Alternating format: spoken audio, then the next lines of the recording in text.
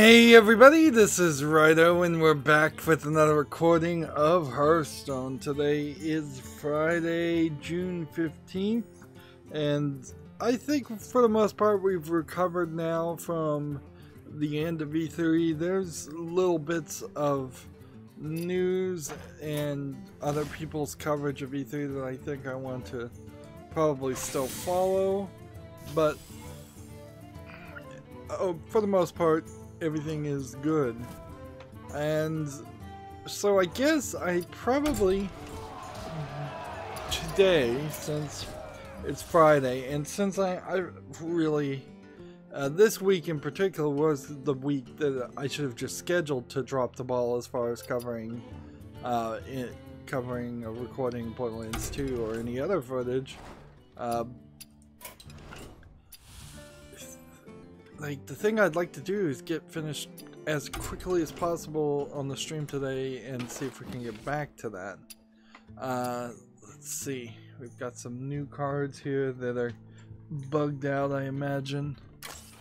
Like, didn't open a pack, so where these come from, I don't know. In fact, in a weird way, I've been playing on my secondary account, trying to clean that up. There definitely is a problem with the Wildwood expansion, because the Wildwood expansion gave you 2 unreplaceable daily quests, and if you just hadn't done those, then these special gold and dust quests that are happening right now, and we want to make sure we can get as many of those done as possible and get that extra dust. The dust is helping. I decided to use some of my dust in my main account to get one of the legendaries from the classic set, so we can get one step closer. I think I'll hold on to the dust on the Asian and European account. And as far as the Asian account, I really just need to play a Murloc deck. Murloc ranked play, let's cover the news and let's go. Also, still am not successfully getting that calendar. I promised that too early. That frankly may just never happen in any way that is useful, which kind of sucks because even right now I know YouTube hasn't announced this live stream to me, so it probably hasn't announced it to anybody, and that's definitely a problem, and it is something that YouTube claims that they are working on, but it's not good. It definitely is not a good scenario when you cannot trust your video platform to actually announce videos.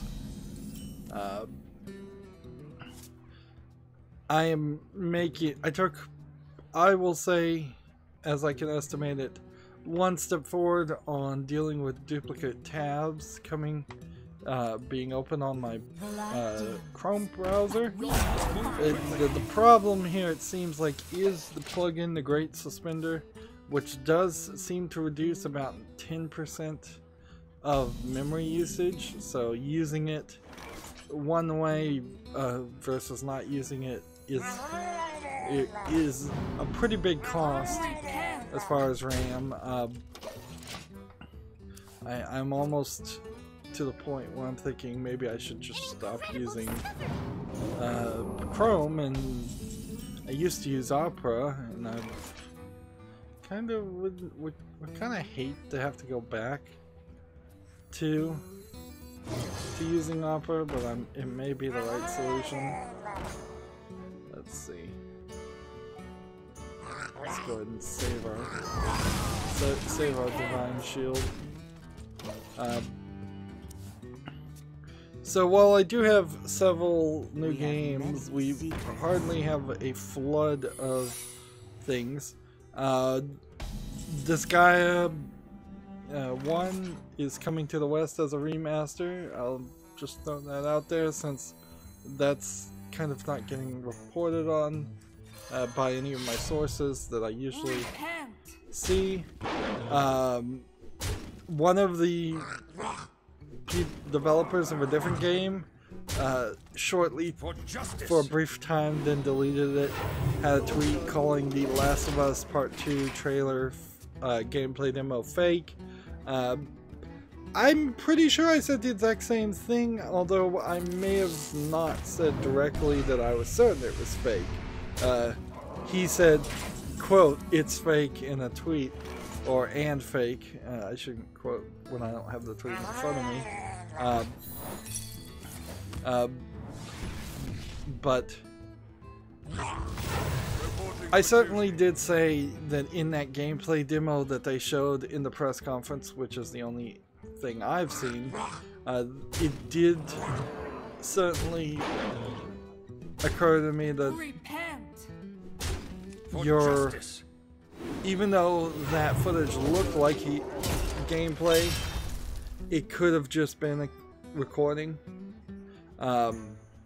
If it also can certainly be that in the current build, before you start putting in all the texture and everything else, maybe the graphics do look really good, better than they would at the end of the day. I wouldn't be surprised that in the last third of development of games, if you don't have really great graphics, and as you start to say, well, the graphics look great now on the characters and the areas because there's no AI on the characters running around, you could almost certainly assume that there was no intelligence on any of the characters that were running around or trying to find Ellie in that demo, and that it was just completely staged actions. And so once you excuse me, once you get that AI running, once you've got more textures on the walls and more skyboxes, once you have sections outside of a tiny little area that we saw actually loading in the background and trying to make a seamless open world, once more things happen because there's more of an actual final product there, I can imagine graphics get turned down a little bit.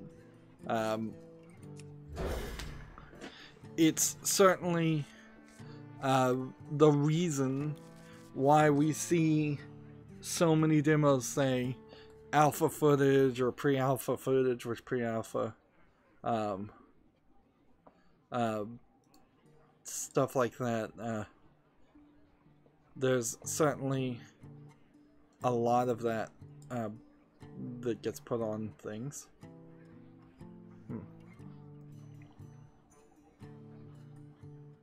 I am scrolling through my Twitter to start off with, and let's go through the news. If this is just like a one recording stream today, I'm perfectly fine with that. Gamer Sutra has an article. Steam review manipulators aren't as sneaky as they think they are, warns Valve. Valve has long warned devs against artificially inflating the reviews for their own games on Steam, and Valve's Giordano reminds developers that the rule-breaking practice doesn't have as many benefits as some devs may believe. Certainly that seems to be the case for the way I treat reviews on Valve, on Steam. Like, you really have to get into 100 to 1 negative reviews before I will listen or believe the 100 positive reviews, because personally I do think there could be 101 people in the room and 100 of them are idiots and one of them has the right opinion for me. So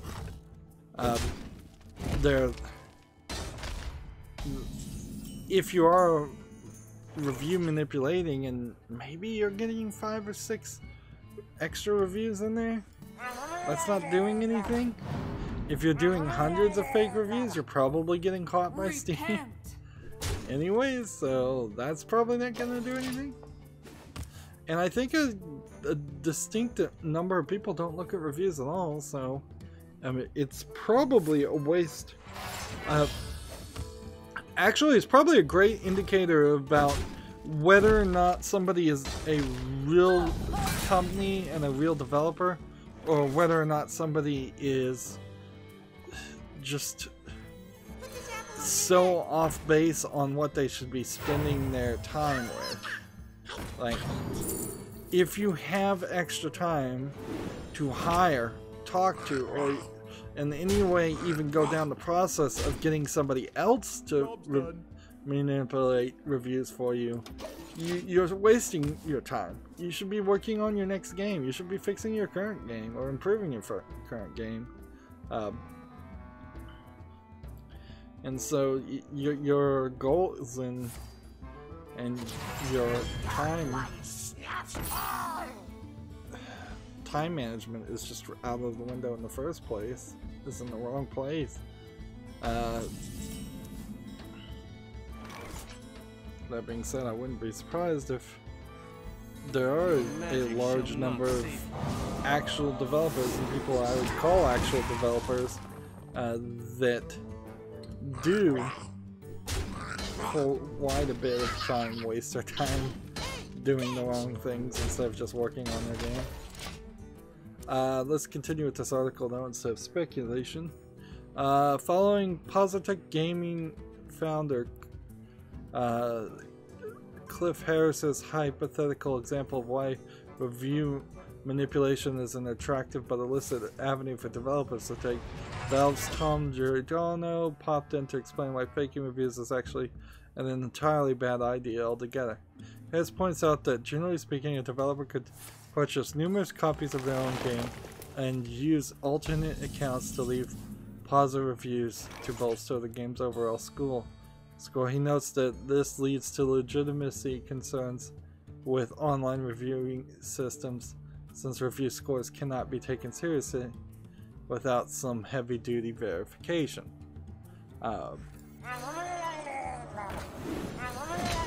I still, perhaps wrongly, I still kind of trust large numbers of people who review products on Amazon.com, and we know there's a considerable amount of review manipulation that goes on there. I think at a certain point there's a tipping point where enough reviews will drown out even fake reviews. That's, I guess, the idea of outliers and averages. Let's see. While Harris didn't specifically call out Steam as one of those concerning platforms, Giordano replied to the tweet with some insight.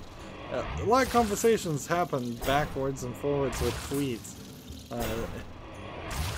It's not the best place to have conversations, I think, but it's the place we have. Let's see. Giordano replied to a tweet with some insight into how Valve has handled past review manipulators on the platform. We ban games and partners all the time for this. It's really easy for us to see when you do, even if you do it slowly.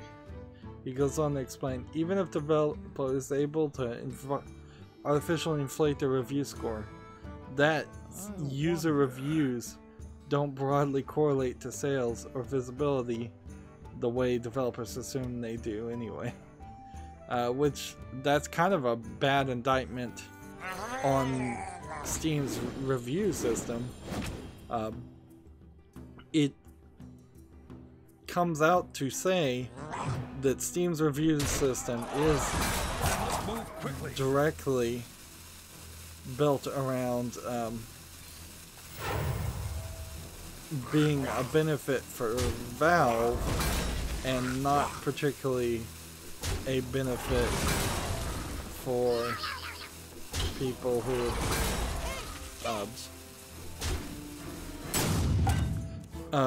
for the consumer,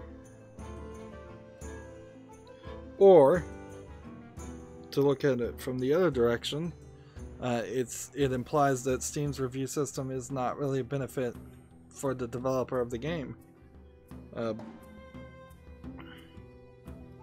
which for the most part I think that is true. More and more mainstream video game reviewers and reviews are unnecessary and unwelcome. More and more small independent video game reviews are less likely to even be heard with the YouTube scenario, and WordPress also had lots of issues if you were just running a WordPress blog reviewing video games, and considerable amount of video game players don't look at reviews at all. They just get into the hype. That's really all that E3 has shows, is that there definitely are a lot of people that just want hype, and they just want to buy a game, and they just want to have fun, and there's not something horrible about that, actually. Like, I know people who just want to watch trashy, terrible television, and they know it sucks, they know it's bad, but it lets them entertain themselves, and that's what they're willing to live with as far as entertainment. And there certainly have been some trashy, terrible shows. I have watched trashy, terrible movies. This isn't much of an article on Gamasutra, though. It would have been nice for Gamasutra, which I'm not sure Gamasutra really writes any actual articles, per se, in the sense that they pay somebody to actually ask questions of people and get responses, and you know, make a total interview. I don't think I've ever seen Gamasutra interview anybody. I think they may just repost other people's interviews. But this is certainly an article where it would have been better had he come out, had they interviewed him, asked more questions, gotten more details. It'd be nice if this leads to that happening. Moving on, PC Gamer has an article that Telltale is being sued by its former CEO. Kevin Bruner claims the company cut off communications and forced him off the board as he was preparing to sell off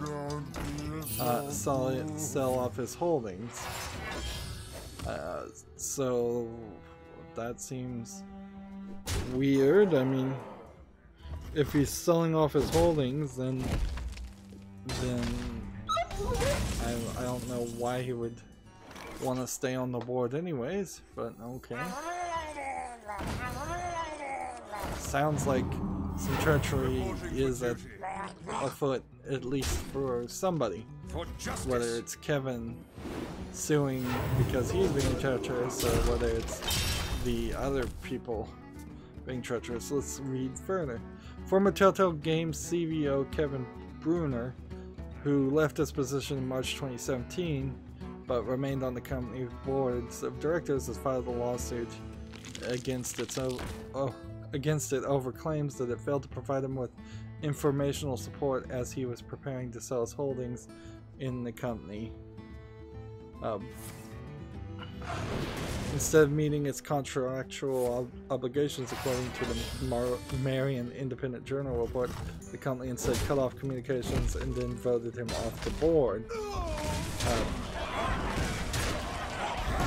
So, what's interesting here is this CEO is the person I don't need any of you. That probably brought Telltale to its success and failure. Like, assuming he was around when The Walking Dead started as Telltale Games, and he just kept pushing the company, and he was the one that kept pushing the company to take more jobs, and more licenses, and just flood the market with Telltale games. That did very well for Telltale, but it also wasn't very well paced. It almost seems like informational support might be code word for insider information, so he could sell off his shares before any bad news gets announced, or sell his shares after good news is announced. And there is a weirdness here too, because as I understand it, the CEO is hired by the board in companies. So the next step probably is that they're going to try and fire him.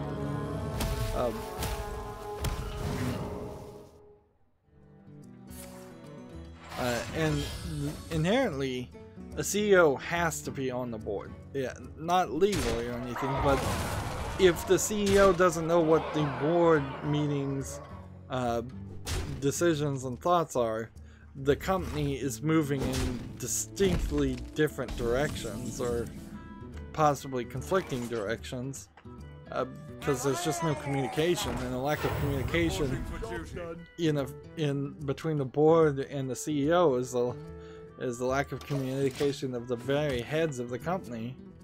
The article goes on, the net effect of Bruner's alleged removal from the board of directors was that Bruner was deprived of relevant insight into the management and financial state of Telltale and the value of its shares, the lawsuit says. His removal being alleged because Bruner also claims that the shareholders who voted him out didn't actually hold enough stock in the company to cast votes in the first place. So this really does seem like more than even a hostile takeover. This seems like a he's phrasing it as an illegal takeover. Telltale lawyers described the suit as meritless and an apparent means of extracting revenge on the company, but the judge in the case rejected Telltale's request to dismiss it outright. Which that doesn't really mean anything. You would have to have a considerable poor filing at the beginning of a lawsuit for the claims to be thrown out outright immediately. It certainly can happen, but it would probably only happen by somebody who wasn't a lawyer filing the lawsuit and not stating claims as required.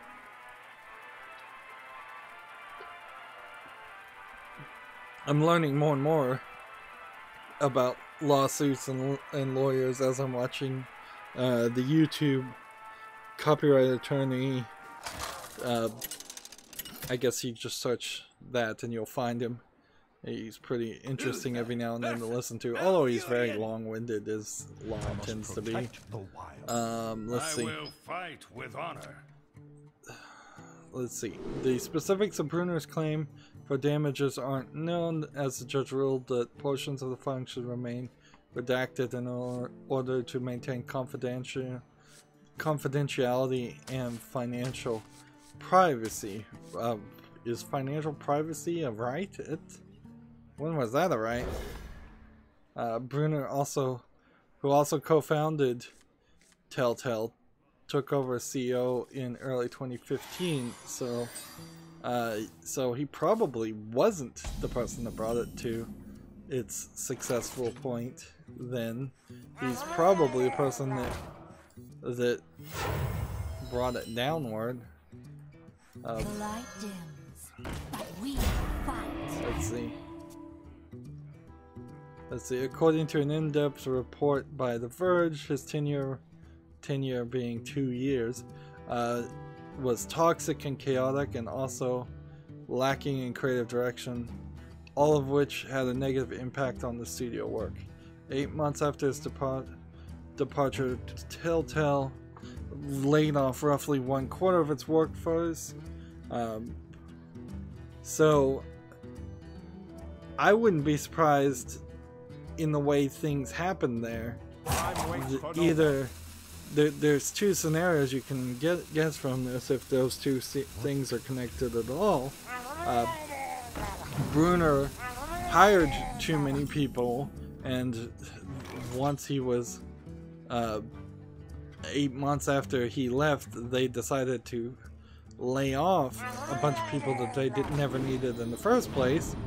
Or Bruner was actually doing what was best for employees, and it's the board that is trying to lay off people at Telltale, and very possibly it seems like they might be working towards selling the company off completely.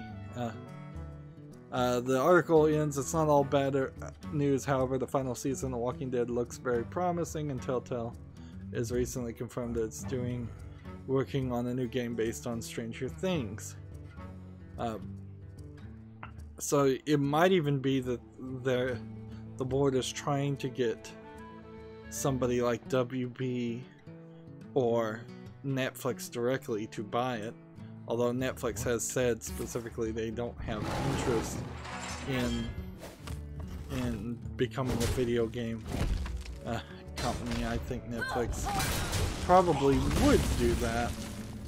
I could see Netflix at least trying to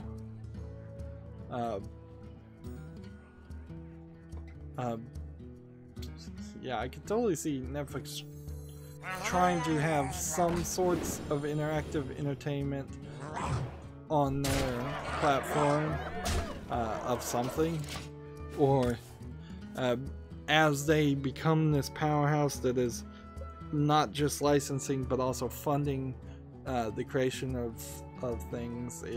I wouldn't be surprised if they started releasing a few mobile games. I don't think they're gonna make AAA games right out of the door.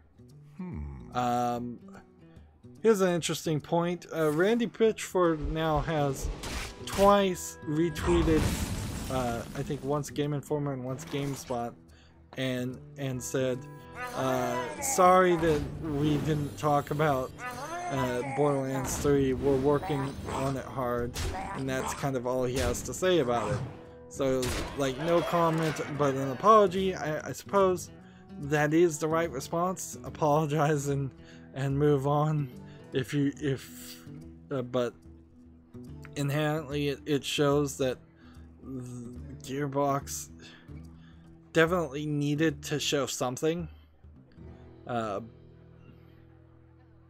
So I wonder. Yeah. They should have shown something for Borderlands 3, whether it was just a trailer or talking about it. Like, all of the presentations at E3 could have used on some of the big games having someone just stand on stage and talk about things instead of safeguard the land. instead of just showing trailers. That being said, the one presentation that did that was when they were showing off Anthem, and that didn't really work very well, because even at this point it seems like nobody cares or is hyped about Anthem. They're just not saying or showing anything that looks interesting.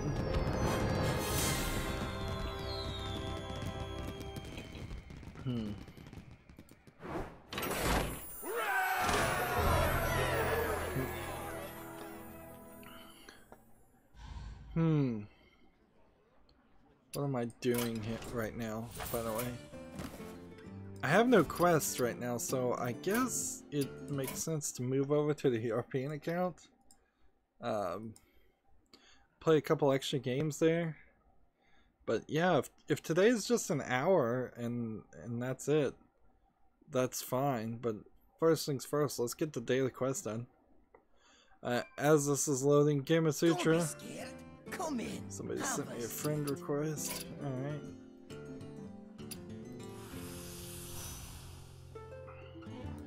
Play spells. Well, I'm certainly not going to rotate that out.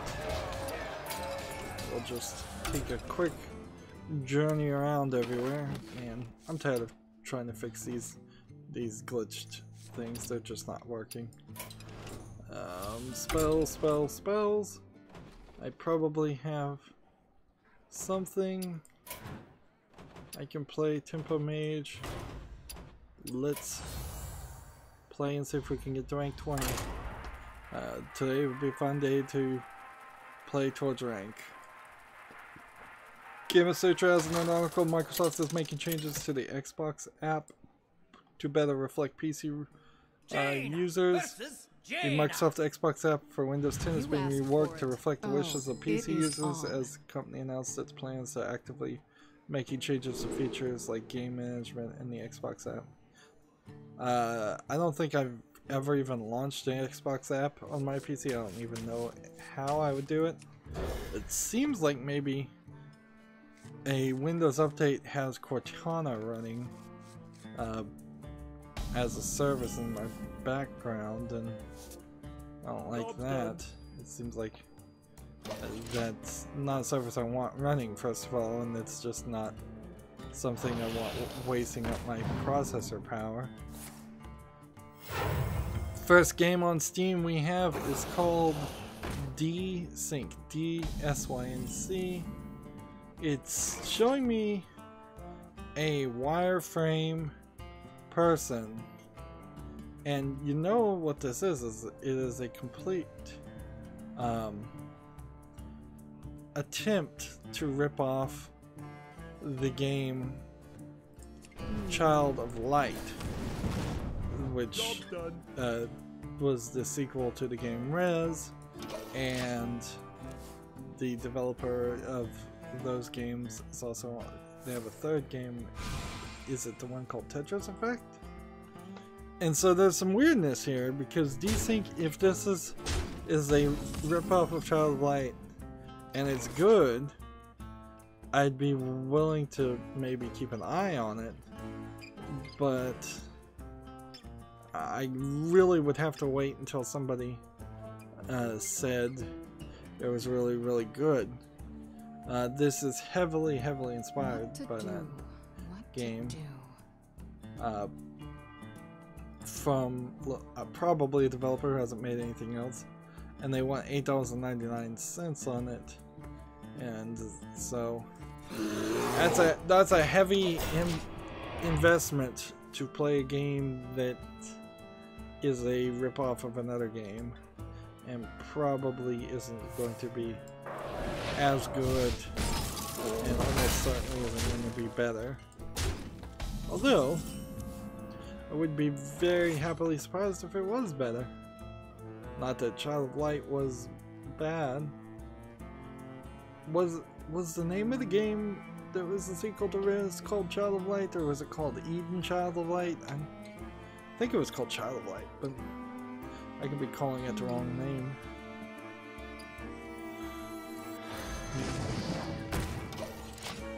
Next game we have on Steam is called Z-Dawn. It says it's an early access simulation violent indie RPG. Seems like it's a top-down strategy. The graphics are there enough to make me think it's a real game and not just a fake game. It's 20% off for $7.99. What would make me want to play this though? A strategy game that's a zombie game. I might be willing to play something like this. So yeah, I guess I'll keep an eye on this one too. This is from a developer who in this instance has made other games that aren't actually rated positive. So this is the third game that they've developed, the other ones being a game called Dungeons of Hell and one called Expect the Unexpected, both of which are positively reviewed. So Z-Dawn, just the letter Z and then Dawn, D-A-W-N. I'll keep an eye on it. 2 games already that I'm just saying I'm gonna keep an eye on. It'll certainly, as I add more games like that to my wish list, it gets it gets crazier. It stops making a lot of sense to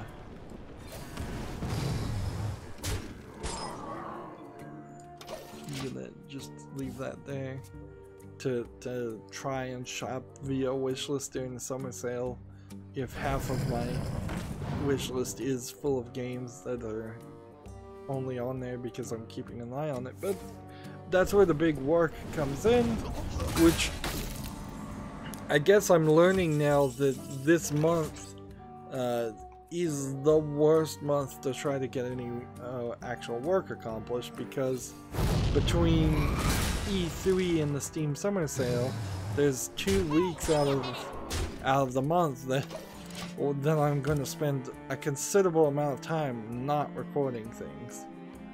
So this should be my summer break, my summer vacation, which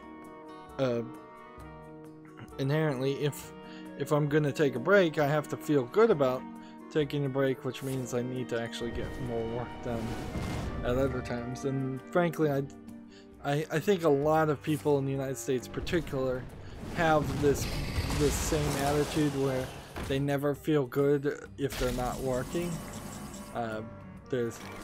It's just weird socialization that has happened. So I still suffer a little bit of that myself, and so I do take breaks, certainly, but I always regret it later. Next game we have on stream is called Preventive Strike, and it's a side-scrolling helicopter game. The graphics look pretty good, where you're flying a helicopter and you're scrolling upward, shooting at things. Certainly I've seen a lot of arcade games of the same type of idea, but they were all based on, at best, a Sega Genesis style of graphics, and that became a factor that helps push it away from me being really excited about playing a game like this. Preventive Strike is 10% off for $3.59, and while I'm not 100% sure that this is a good game, it does look like it might be something that's not crazy bullet hell-ish, and it's something that I might actually be able to do. I am gonna probably have to sit down though and think if I like those types of games in the first place. This game does have a demo, which is nice, and it is the first game from the developer, but even at that, I think I'm going to be generous and leave it on the wish list and wait until somebody else writes it. Like, ideally somebody would rate the game if it's poorly and recommend a better game. Let's see, let's play this and see if we get a counter spell.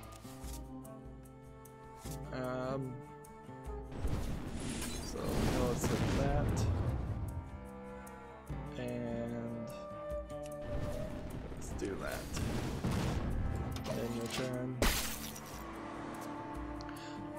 I think we've already said this, but Super Neptunia RPG has some more information out now about the gameplay on, what is this, Gamasutra? Gamatsu? Yeah. I should be able to tell these websites apart just by their backgrounds at this point.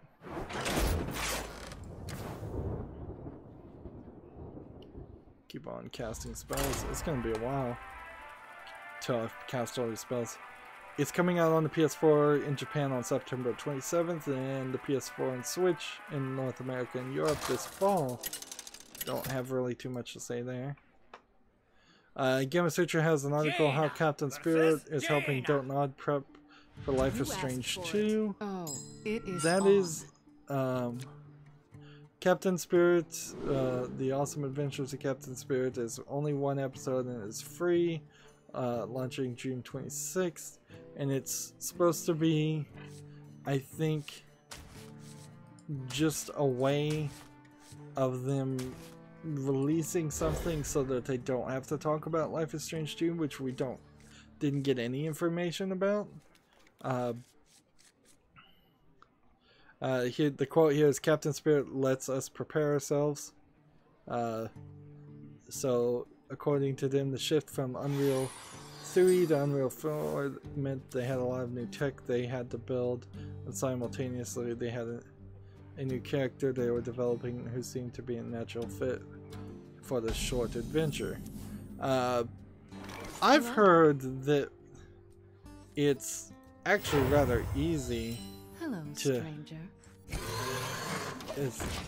Hey, they've updated these responses. They said they were going to do that. They've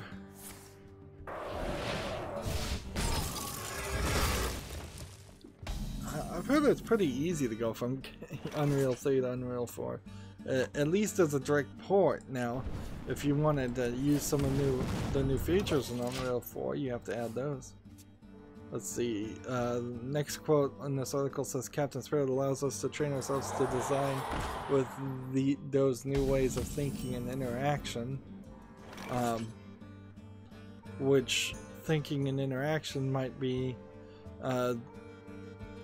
less of the button prompt on the screen interactions that we saw in Life is Strange 1 and dialogue wheels that we saw in, well, they weren't even wheels, they were usually dialogue crosses in the sense of up, down, left, and right.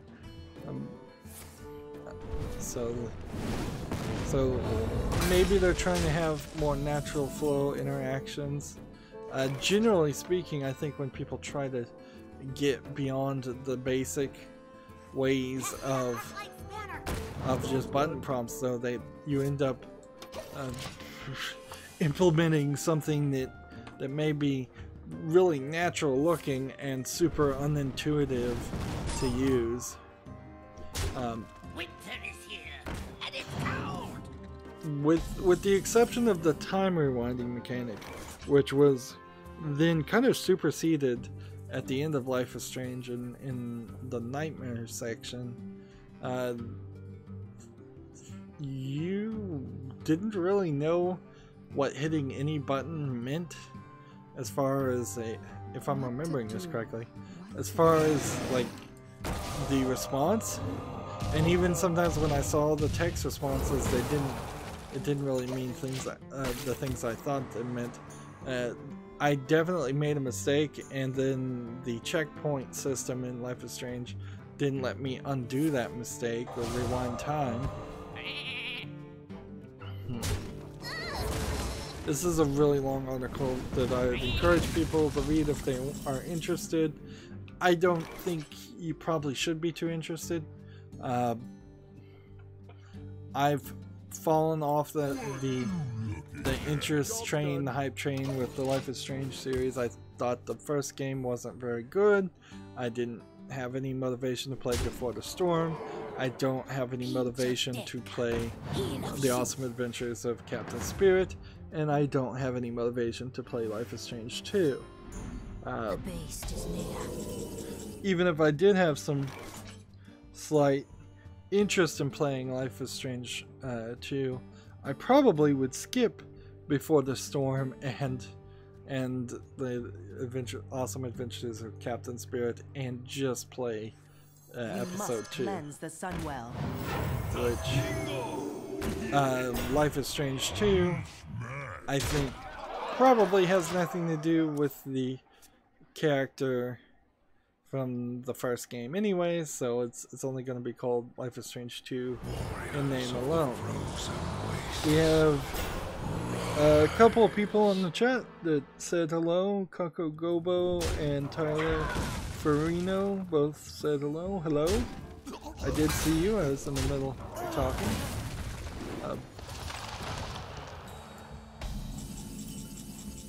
The Pokemon ball, what is it?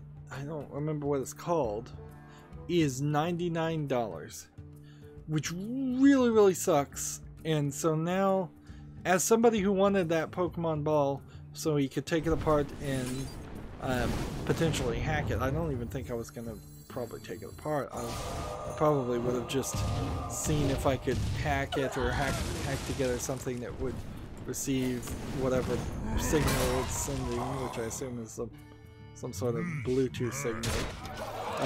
But at $99 from that device, that's way too expensive. And I don't know, it seems pretty expensive for its intended use too. I don't know how you're going to get somebody who spent $250 on the Switch and then spent probably $60 to get Let's Go Pikachu or Let's Go Eevee, so you're up to $310 there, to then spend another $100 on this Pokeball that lets you put your Pokemon from Let's Go Pikachu or Let's Go Eevee into this Pokeball and take it with you. You're talking nearly $500 there for a kid's toy idea, and that's way too much.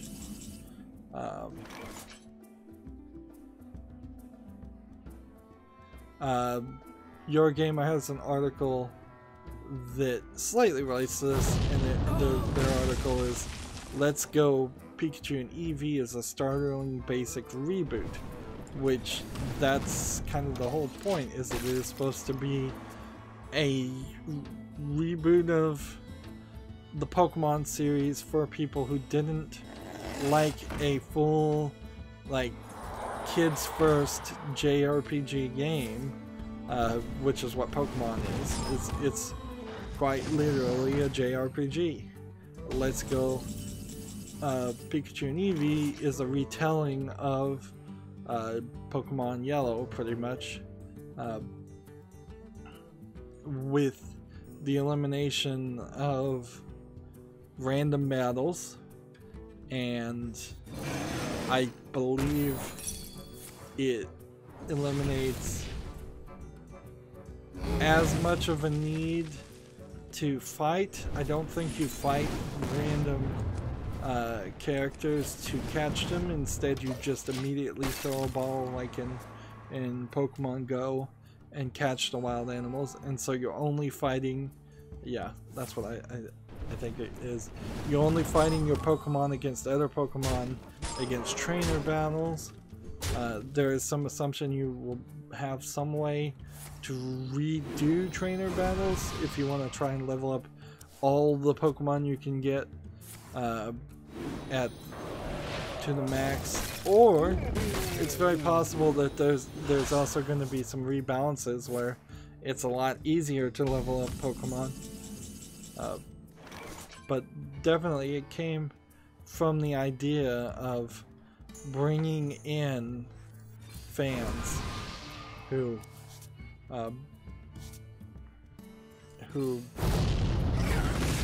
haven't and wouldn't play the original Pokemon games.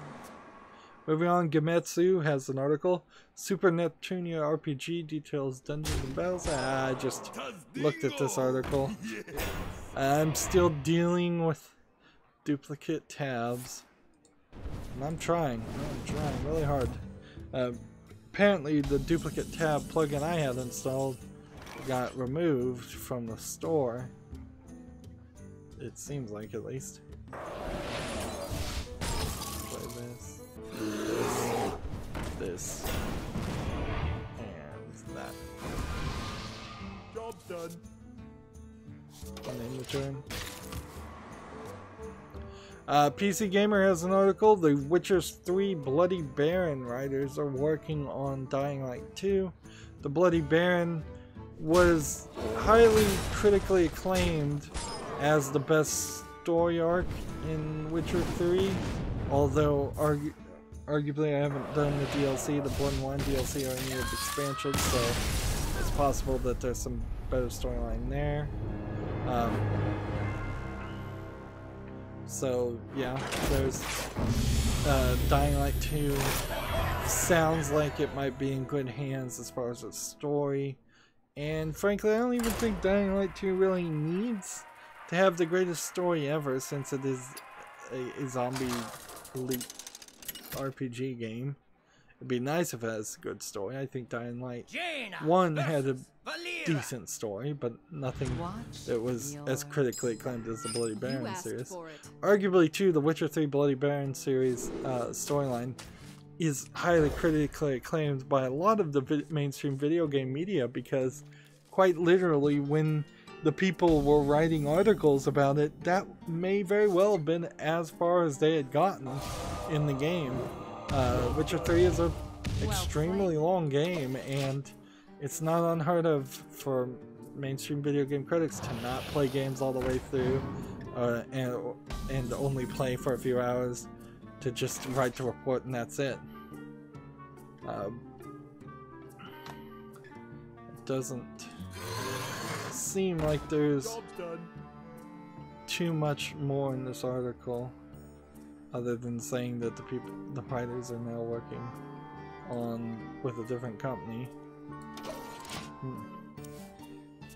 Gamma Sutra has an article following the App Store rejection. Valve cuts game purchasing from iOS Steam Link app. Valve looks to have slightly altered the testing build of the Steam Link iOS app, removing the option to purchase games remotely from the app entirely. One could have easily guessed that that would have been the next step, is that since Valve was rejected by Apple for what is assumed the reason that you can buy games directly through the Steam app and thus not give a 30% cut of those sales to Apple, even though you'd be buying PC games, so that they'll take that out and see if Apple continues to reject it. This literally could be only being done because of a pending lawsuit. Like, Steam will try to work with Apple and see if they get approved. If they never get approved, Steam will have all this evidence saying we tried, that they're not playing fair. Although I don't know how much of a lawsuit they could really even bring up, other than use it as evidence that the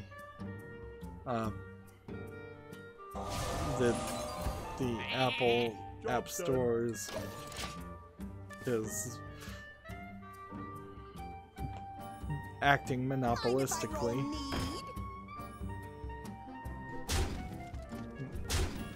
In a weird way, it may not even be building towards a lawsuit, it may just be building towards beef. Reasons to hate Apple in the future. Probably not much more to say about that article. Though, not right now at least. Let's see. We've got a game on Steam called Hybris, Hybris -Pulse of Ruin, and it's an RPG Maker game. Interesting name, certainly. They're calling it a JRPG in the tags, and it only has English.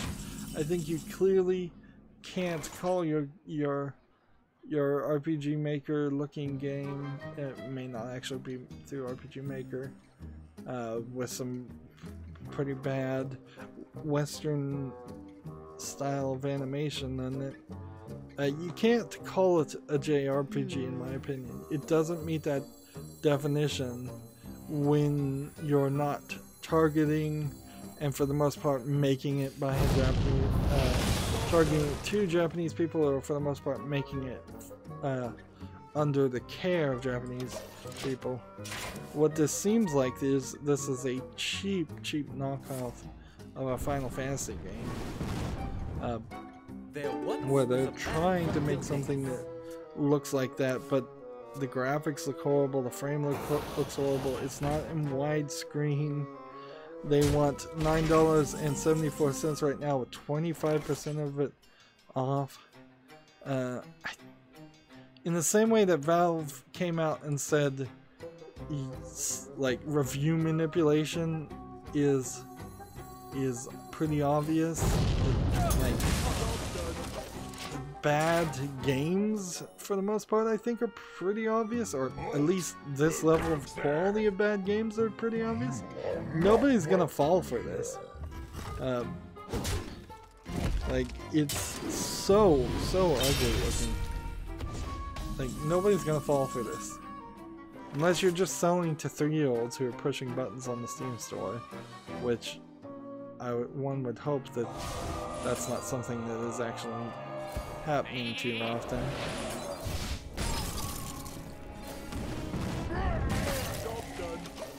Next game we have on Steam is called Final Missions.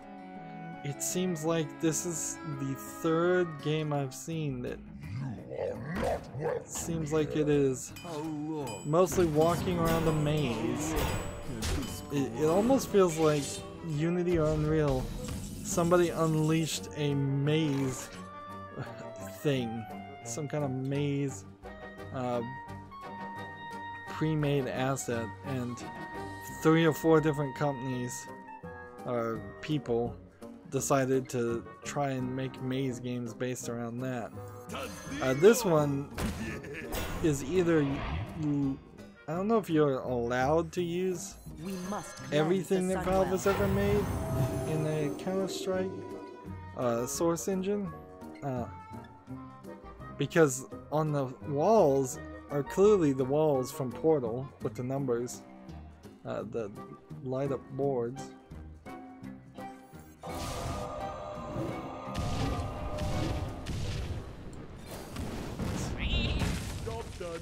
So either stolen assets, or this is a this game actually isn't as much about mazes as it is just a random assortment of several different things. This guy's they want $6.99 for this. For this, at best you would call it an experiment. This guy's not a game. And of course it's from a developer who's made nothing else, and there's no discount on it. Moving on. Next game we have on Steam is called The Bad Gravedigger. It says it's tagged with action, indie, adventure, nudity, and survival. And it is suffering from dark screenshot syndrome. Again, I don't know why. You have to assume that a considerable amount of people have monitors that are just by default overdriven to extremely bright levels. Like, that's the only thing I can think is the case. Because I don't see how you see how the developers of the game would even think this is the right thing to do. And even if the brightness was turned up in a lot of these, the game is clearly one of these games where it is dark all the time, and you have a flashlight, and I don't know if people think that is some way to hide the fact that your game doesn't have very many graphics, but it doesn't really work. This game is in English and Russian, so I'm already on my guard as far as this being one of these extremely low effort Russian games. It's for $3.99.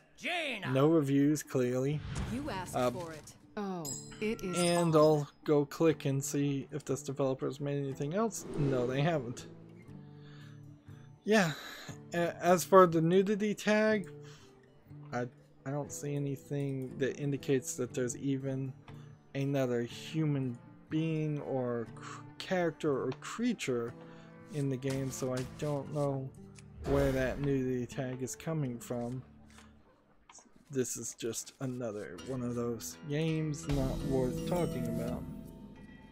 Next game we have is called Kicker. Kicker VR is it presents historical moments in the German football story and the possibility to change it actively in game. It's the casual sports. Runs out on me. What to do? It's tagged casual and sports.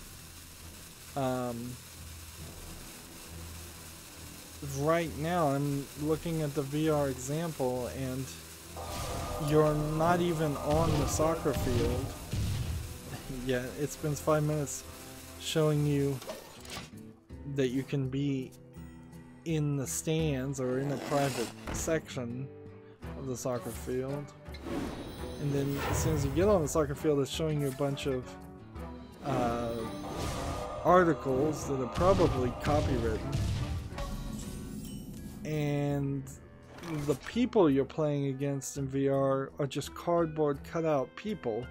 They don't have faces. They just have different colored cardboard soccer suits. So this is like an awful idea with stolen content, I would say. With the news articles and the pictures from the news articles, I would say that's probably not licensed stuff. It's only available in German. It's free, so the price is right, but it's not a soccer game. It's some kind of weird, obsessive idea around it. Around that idea. And the previous game they made was called Head On, which is, I don't think the head-butting soccer game, soccer balls towards a target game that was on PlayStation VR, because that one was actually decently good. But let's say it is, well then this developer Z Reality has gone from making something that was decent for $15 to something that was free that is not that good. So does that mean that this company failed to make enough money? Probably they did, to recoup their efforts, and now they're just putting out some leftover work that they had sitting around before they decide to shut down completely. Let's play this. Next article, Gamasutra has an article following the GDPR. Steam now discloses a ton of collected account data to users. Let's see.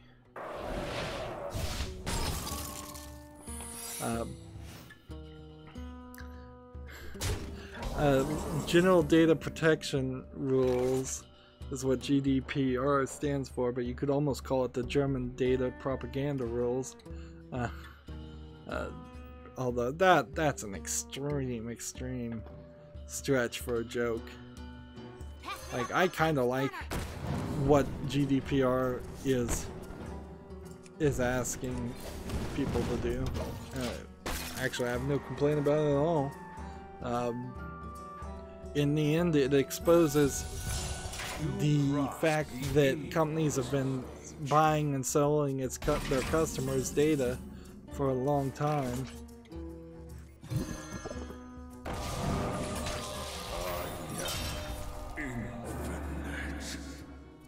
Darn that. Okay, well, just kill that one. The European Union recently implemented GDPR legislation and how data is disclosed for users in the EU. And because of that, Valve has introduced a new page that rounds up all the data the company is now. You're naturally only able to view data for the account you've logged into, but the roundup is still filled with some interesting information about what games Steam has recommended to you specifically in the past, how much data the platform has on its users altogether, and then let's see. So I just clicked on that page, and I'd like to go look and see, as a United States person, if it'll tell me anything Let's see, the page includes over 80 different categories ranging from things like a detailed lifetime purchase history to information on past reports filed against content and other accounts.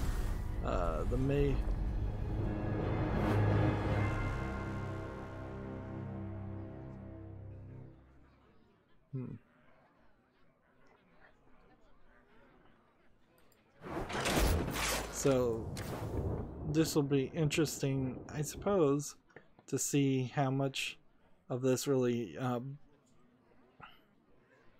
much of this data really startles me, because I kind of know Steam already does take a lot of data, and they do that so that Discovery 2.0 works, and so that they can make Steam work better, and then I think it does work. So yeah, I know they probably have a ton of data on me, but it's probably not as much as they think. You asked for it. Oh, it is on. It's probably nowhere as much as what Facebook has on people that have never ever had a Facebook account, which we know Facebook has done that, certainly. This article from Gamasutra again is just rewriting a rock paper shotgun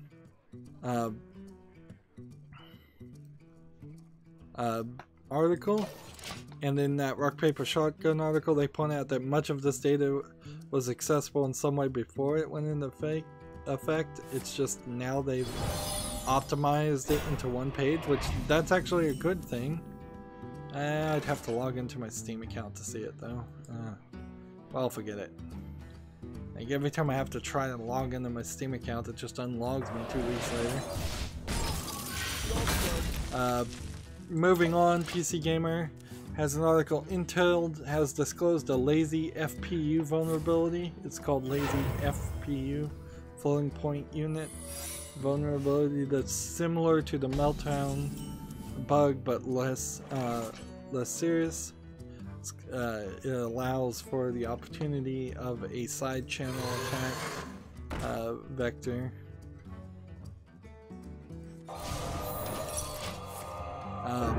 These little things don't really worry me too much. As somebody who doesn't install anything except for things that go through Steam, and I feel like I'm pretty safe, and I don't feel like this is really, these announcements or discoveries are going to change anything other than hopefully in their next version of a CPU that Intel makes, they'll be a little bit more secure and a little bit better. I don't even know what else to really say about it, frankly. Let's do this. We must cleanse the Sunwell.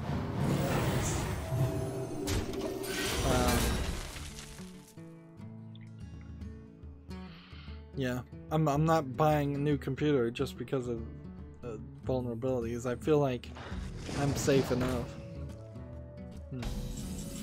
It would be kind of crazy if some kind of vulnerability came out there and it crippled all PCs everywhere. Push forward. But, you know, if all computers were just completely incapable of being used whatsoever, that probably would just create an insane amount of very, very simplistic jobs around the world. Instead of sending emails, people would have to be hired to walk actual letters or transcribe actual letters and then mail them to mailmen. The post office would have to hire considerably more people to mail things. The days of taxis might come back as people couldn't use GPSs. You know, eliminating technology in a crazy way, it would be very difficult and very, very hard, but once all automation is taken out of the processes, it leaves the opportunity for a lot of redundancies that had been eliminated to come back, and often the redundancy was a human job. If tractors are run by computers alone, stopped working, fields would need so many more people working fields, and nobody really wants to work in a field, definitely, but it would create jobs. As computers have most definitely been used to eliminate jobs. Moving on from baseless economic speculation. PC Gamer has an article. A digital version of Scythe with the hit board game has launched on Steam Early Access. I probably have already wishlist this. But actually, I don't recall seeing this game, so somehow missed it. That's evidence that I should keep at least a few mainstream video game websites on my Twitter. It's because even if I am trying to look at everything that's ever been made, that doesn't guarantee that it will see everything. And right now Twitter either doesn't have a lot to say, or it's not showing me stuff. Scythe looks like it is sort of like maybe a more complicated version of Settlers of Catan, and it is rated mostly positive, 76 of 21 user reviews. So I probably don't want to play this $19.99 game in early access, but once it comes out for real, this is a game I think I'd be willing to try. One of the cons right now, based on the first recommended review I saw, says that the instructions aren't intuitive, the tutorials aren't intuitive, and so that would be something that I would like to see improved upon. We must cleanse the Sunwell before I got into playing the game. It doesn't make a lot of sense for me to try to play a game that won't teach me how to play it, but this is going to go on my wish list. I'm gonna have to break up after this game too, though. Like, I need to be serious here, and I'm not going to have I'm 14 minutes over now, and I'm not gonna have this stream finished in like 5 minutes. Moving on, Gamasutra has an article. THQ Nordic has raised $168 million for future acquisitions, which inherently this is the biggest fear. Every single time I talk about THQ Nordic, this is the biggest fear, is that they are going to do exactly what THQ did, which is become this giant company that overinvests and spends money like crazy. And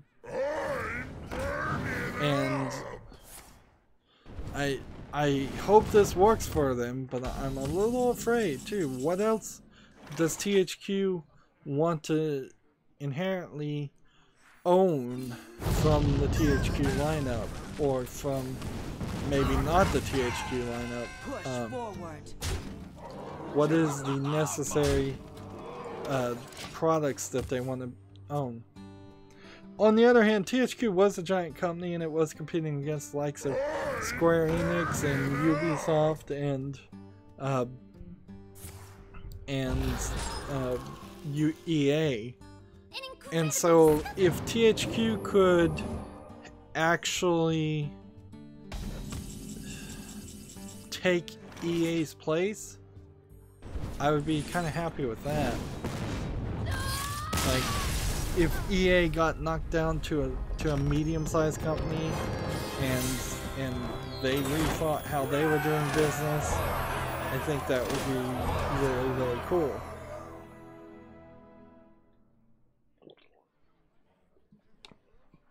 there's another factor to consider here on this Hearthstone.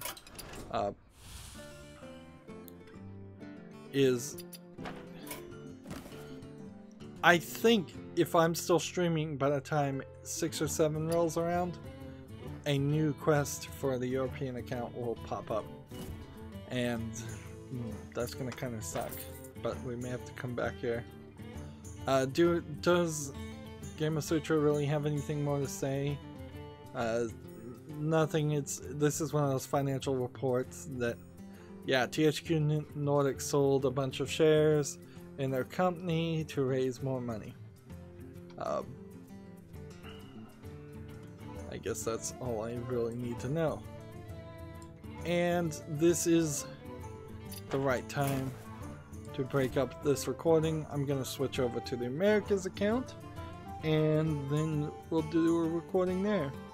As always, I ask you to like, share, subscribe, comment, and watch every second of my videos. If you want a friend or follow me on any social media sites, there's a whole bunch of links down below in the description box. And if you want to support me even further, gift me a game on Steam. Thank you for watching. Have a good evening.